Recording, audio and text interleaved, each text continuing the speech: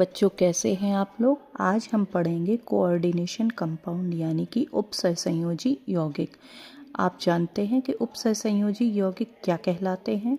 तो इलेक्ट्रॉन के ट्रांसफ़र के कारण बनने वाले बंधों के आधार पर जो यौगिक बनते हैं उन्हें हम उपसहसंयोजी यौगिक कहते हैं। जैसे जब इलेक्ट्रॉन का ट्रांसफ़र अलग अलग वे में होता है, जैसे कि वो कहना चाहिए कि N+ आयन या पॉजिटिव आयन एक एटम पर और नेगेटिव आयन एक एटम पर आ जाए, तो इस प्रकार के द्वारा बनने वाले बॉन्ड आयनिक बंध कहलाते हैं। और दूसरे प्रकार के जो बंध बनते हैं वो इलेक्ट्रॉन की शेयरिंग के कारण बनते हैं।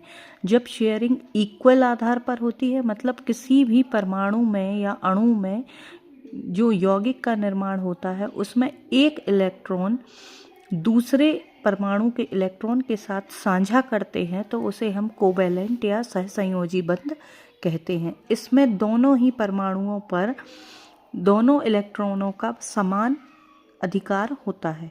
दूसरा, अनइक्वल शेयरिंग होती है। अनइक्वल शेयरिंग में एक इलेक्ट्रॉन पेयर किसी दूसरे परमाणु को दे दिया जाता है, मतलब एक दाता परमाणु हो जाता है और एक ग्राही परमाणु हो जाता है। इनकी बॉन्डिंग से जो बंध का निर्माण होता है उसे हम उपसहसंयोजी बंध कहते हैं। उपसहसंयोजी बंध को पढ़ने के लिए हमें एक स्ट्रक्चर को फॉलो करना पड़ता है। इस स्ट्रक्चर में 2-3 चीज़ों के बारे में हमें जानना होगा, जिसमें एक सेंट्रल एटम या सिंपल आयन होता है, एक केंद्रीय धातु परमाणु M होती है जिसे हम M से डिनोट करते हैं। सेंट्रल मेटल एटम के साथ एक लिगेंड जिसे हम संलग्नी कहते हैं वह जुड़ा होता है।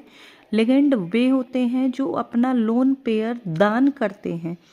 ये 2-3 प्रकार के हो सकते हैं, जैसे धनात्मक लिगेंड, ऋणात्मक लिगेंड और उदासीन लिगेंड। जो सिंपल आयन होता है वह आयनाइजेबल होता है और जो नॉन आयनाइजेबल होता है उसे हम लिगेंड और सेंट्रल मेटल आयन कहते हैं।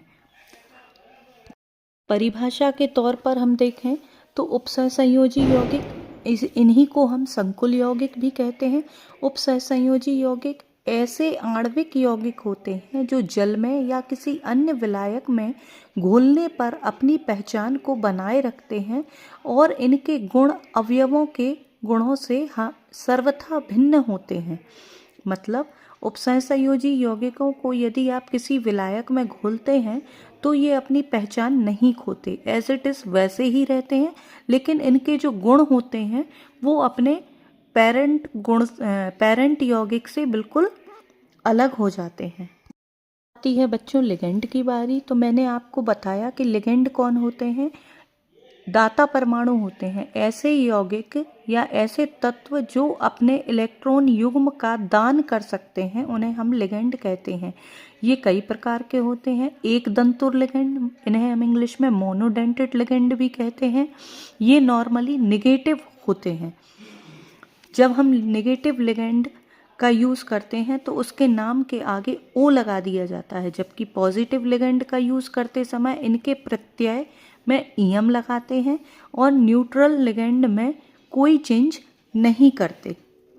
मोनोडेंटेड लिगेंड में आप पढ़ेंगे cyanide, isocyanide, bromine, chloride, iodide. तो इसके आगे अपन जब नाम पढ़ेंगे, IUPAC नाम पढ़ेंगे, तो उसमें इन लिगेंडों के आगे अपन बोलेंगे cyano, isocyano, bromo, chloro, iodo आदि। जबकि हम बाइडेंटेड लिगेंड जब पढ़ते हैं तो उसमें हम लगाते हैं, जैसे सल्फेट आयन हो गया SO4, उसके ऊपर 2 ऋणायन होता है इसका स्ट्रक्चर, तो अपन इसको पढ़ेंगे सल्फेटो। एटो लगा दिया जाता है, मतलब नाइट्रेटो, एमिडो, इमिडो, एसीटेटो। मोनोडेंटेड पॉजिटिव लिगेंड, इन्हें न्यूट्रल लिगेंड भी कहते हैं, जैसे अमोनिया हो गया, हाइड्रो या H2O हो गया, इसे अपन एक्वा बोलते हैं। NO हो गया, इसे हम नाइट्रोसिल बोलते हैं। कार्बन मोनोऑक्साइड को कार्बोनिल बोलते हैं। फॉस्फीन को फास्फीन बोलते हैं। इस प्रकार से लिगेंडों का नामकरण किया जाता है। इन्हीं लिगेंडों के नामकरण का उपयोग अपन IUPAC नाम उपसहसंयोजी यौगिकों का जब IUPAC करते हैं तो उसमें अपन IUPAC नाम भी पढ़ते हैं। एक अन्य प्रकार के यौगिक भी उपसहसंयोजी यौगिक के अंतर्गत आते हैं, डबल सॉल्ट बोलते हैं, जिसे अपन द्विक लवण बोलते हैं। इनका अस्तित्व केवल क्रिस्टलीय अवस्था में ही रहता है, मतलब ये क्रिस्टलीय फॉर्म में पाए जाते हैं।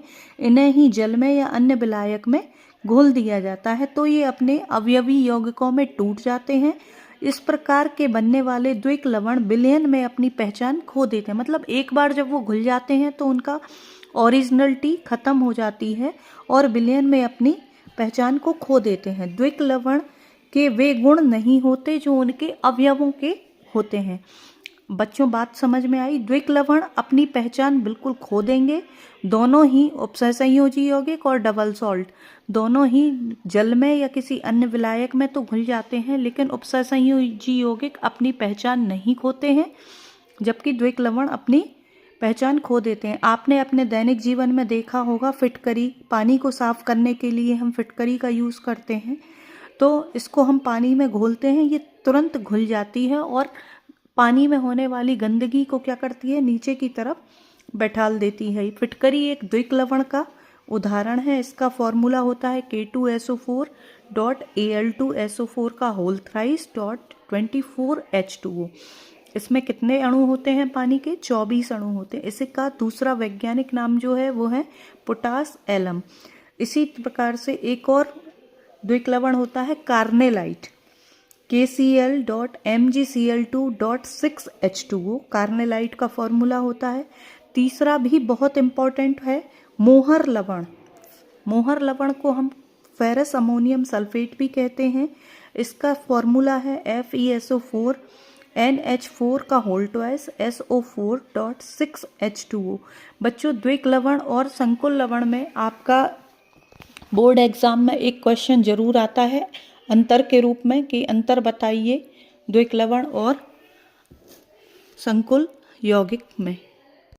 साथ कोऑर्डिनेशन यौगिकों में हम एक चीज और पढ़ते हैं, समन्वयन संख्या। इसी को हम बोलते हैं उपसहसंयोजन संख्या या कोऑर्डिनेशन नंबर। उपसहसंयोजी बंधों की संख्या को ही हम क्या बोलते हैं? समन्वयन संख्या बोलते हैं। मतलब कि केंद्रीय धातु परमाणु से शेयर किए गए एकाकी इलेक्ट्रॉन की संख्या।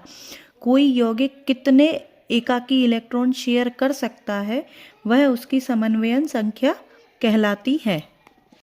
कोऑर्डिनेशन कंपाउंड को हम कोऑर्डिनेशन कॉम्प्लेक्स भी कहते हैं। कोऑर्डिनेशन कंपाउंड एक टाइप के केमिकल कंपाउंड होते हैं जिनमें सेंट्रल मेटल एटम के साथ कई आयंस या न्यूट्रल मॉलिक्यूल कोऑर्डिनेट बॉन्ड से जुड़े होते हैं। आइए कोऑर्डिनेशन कंपाउंड को डिटेल में समझते हैं। जैसा कि हम जानते हैं कि जब भी दो एटम्स या मॉलिक्यूल आपस में रिएक्ट करते हैं तब उनमें अलग अलग टाइप की बॉन्ड बनती है। अगर इलेक्ट्रॉन को लूज या गेन करके बॉन्ड बनी है तो उसे हम आयनिक बॉन्ड कहते हैं, और अगर इलेक्ट्रॉन को शेयर करके बॉन्ड बनी है तो उसे हम कोवेलेंट बॉन्ड कहते हैं। लेकिन जब कोई एटम या मॉलिक्यूल बॉन्डिंग के लिए दोनों इलेक्ट्रॉन प्रोवाइड करता है तब उस बॉन्ड को हम कोऑर्डिनेट बॉन्ड कहते हैं। कोऑर्डिनेट बॉन्ड एक तरह का कोवेलेंट बॉन्ड होता है जिसमें बॉन्डिंग के लिए दोनों इलेक्ट्रॉन किसी एक ही एटम के होते हैं। आसान शब्दों में कहे तो कोऑर्डिनेट बॉन्ड में एक एटम डोनर होता है जो बॉन्डिंग के लिए दो इलेक्ट्रॉन्स प्रोवाइड करता है, जबकि दूसरा एटम एक्सेप्टर होता है। यह एटम बॉन्डिंग में अपने इलेक्ट्रॉन शेयर नहीं करते।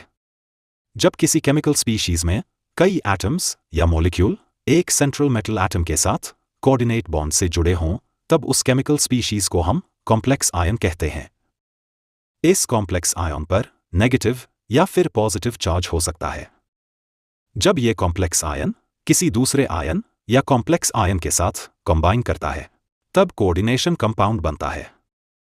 क्योंकि इस कंपाउंड में कोऑर्डिनेट बॉन्ड होता है इसलिए इसे हम कोऑर्डिनेशन कंपाउंड कहते हैं। कोऑर्डिनेशन कंपाउंड को हम कुछ इस तरह से रिप्रेजेंट करते हैं। कोऑर्डिनेशन कंपाउंड को समझने के लिए कुछ बेसिक टर्म्स समझने जरूरी हैं जो कि कुछ इस तरह से हैं। Central metal atom, ligands, coordination number, coordination sphere, counter ions और ऑक्सीडेशन नंबर। आइए इन्हें एक एक करके समझते हैं। Central metal atom. Central metal atom जैसे कोबाल्ट, निकल, आयरन, ये सभी मेटल एटम्स ट्रांजिशन मेटल होते हैं। Transition metal atoms multiple bond बना सकते हैं क्योंकि उनके आउटर ऑर्बिट में अनपेयर्ड इलेक्ट्रॉन्स होते हैं। इन ट्रांजिशन मेटल एटम्स के आउटर ऑर्बिट में दो या दो से ज्यादा अनपेयर्ड इलेक्ट्रॉन्स होते हैं, जिसके कारण ये ट्रांजिशन मेटल एटम्स दो या दो से ज्यादा बॉन्ड बना सकते हैं। एग्जाम्पल के लिए हेक्साअमाइन कोबाल्ट क्लोराइड। इस एग्जाम्पल में कोबाल्ट सेंट्रल मेटल एटम है। लिगैंड्स। लिगैंड्स वो आयंस या न्यूट्रल मॉलिक्यूल्स होते हैं जिनके पास इलेक्ट्रॉन लोन पेयर होता है, जिन्हें ये किसी दूसरे एटम को डोनेट करके उसके साथ केमिकल बॉन्ड बना सकते हैं। एग्जाम्पल के लिए NH3, H2O, साइनाइड, क्लोराइड, ये सभी लिगैंड्स होते हैं जिनके पास लोन पेयर होता है।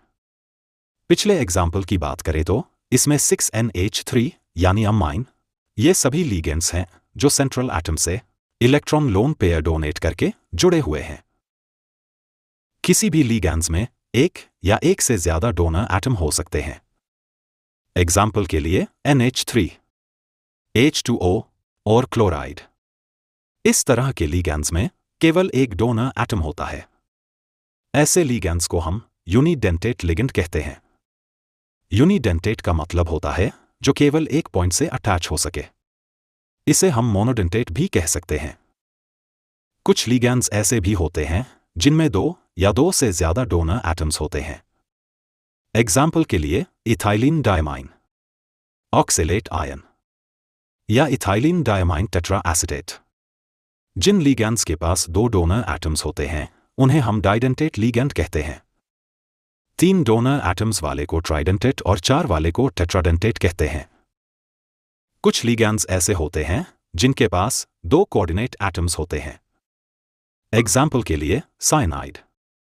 इस लिगैंड में कार्बन और नाइट्रोजन दोनों ही डोनर एटम की तरह काम करते हैं, लेकिन एक टाइम में केवल एक ही एटम सेंट्रल एटम के साथ कोऑर्डिनेट कर सकता है। ऐसे लिगैंड्स को हम एम्बिडेंटेट लिगैंड कहते हैं। इसके कुछ और भी एग्जाम्पल हैं जैसे NO2 और isocyanide. Coordination number. Coordination compound में सेंट्रल मेटल एटम से जुड़ने वाले लिगैंड्स के टोटल नंबर्स को हम कोऑर्डिनेशन नंबर कहते हैं। एग्जाम्पल के लिए हेक्साअमाइन कोबाल्ट क्लोराइड। इस एग्जाम्पल में 6 अमाइन मॉलिक्यूल्स सेंट्रल एटम से जुड़े हुए हैं, इसलिए इसका कोऑर्डिनेशन नंबर 6 होगा। कोऑर्डिनेशन स्फीयर या कोऑर्डिनेशन एंटिटी। कोऑर्डिनेशन कंपाउंड में सेंट्रल एटम और लिगैंड्स ये सभी एक स्क्वायर ब्रैकेट में क्लोज होते हैं। इसी ग्रुप को हम कोऑर्डिनेशन स्फीयर या कोऑर्डिनेशन एंटिटी कहते हैं।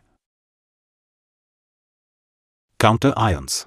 कोऑर्डिनेशन स्फीयर के साथ जो आयोनाइजेबल ग्रुप अटैच्ड होता है उसे हम काउंटर आयन कहते हैं। काउंटर आयन पॉजिटिव या नेगेटिव दोनों हो सकता है। एग्जाम्पल के लिए हेक्साअमाइन कोबाल्ट क्लोराइड। इस कंपाउंड में एक कोऑर्डिनेशन स्फीयर है और इसके साथ क्लोराइड काउंटर आयन है। इसी तरह दूसरे एग्जाम्पल में पोटेशियम काउंटर आयन है। Oxidation number. कोऑर्डिनेशन कंपाउंड के लिए ऑक्सीडेशन नंबर कोऑर्डिनेशन स्फीयर पे टोटल चार्ज होता है, जो सेंट्रल मेटल एटॉम्स और लिगैंड्स के चार्जेस को कैलकुलेट करके निकाला जाता है। इसे हम रोमन नंबर्स से रिप्रेजेंट करते हैं। एग्जाम्पल के लिए हेक्साअमाइन कोबाल्ट क्लोराइड में ऑक्सीडेशन नंबर 3 है। आइए इसे एक एग्जाम्पल से समझते हैं।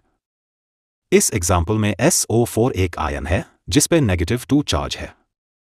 क्योंकि कंपाउंड न्यूट्रल है तो कोऑर्डिनेशन स्फीयर पर +2 चार्ज होगा। इस कंपाउंड में NH3 एक न्यूट्रल मॉलिक्यूल है तो इसमें चार्ज 0 होगा। इसका मतलब कॉपर पर +2 होगा।